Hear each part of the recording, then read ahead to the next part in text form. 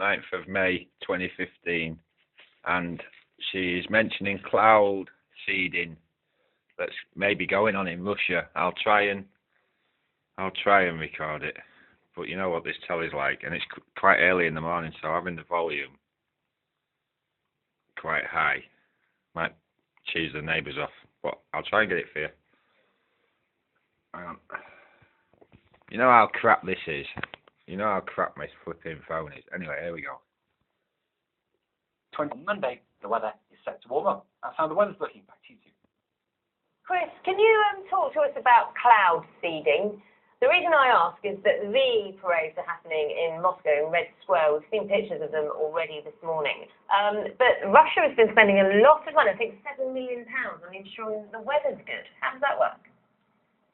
So it's a nice idea, isn't it, that you can make sunshine on a rainy day? I'm just going to do it again because you can see her lips moving, so maybe people that are blind will be able to see her lips moving. Right, hang on.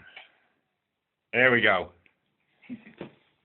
Chris, can you talk to us about cloud seeding?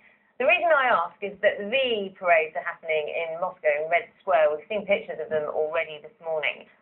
But Russia has been spending a lot of money, I think £7 million, on ensuring the weather's good. How does that work? So it's a nice idea, isn't it, that you can make sunshine on a rainy day? But actually, well, it's all down to this stuff. This is just a normal glass of water. We think we know water, but it can exist in 3 different states in clouds. It can be a gas, water vapor, it can be liquid, and it can be frozen as well. And it can be also supercooled water. That is actually liquid water that has a temperature below freezing. So water doesn't have to freeze until it gets down to -12. And what they do is they fire silver iodide into clouds, and what that does is it knocks the balance of the clouds out of kilter, and it makes the supercooled water droplets freeze. It rains up wind, and then there's no moisture left in the cloud by the time it blows over to the area that you want it to stay dry. Funnily enough, back in the 40s, 50s, and 60s, Americans did experiments on hurricanes to see if they could cloud seed those to rob them of the power, but it was inconclusive as to whether it worked or not.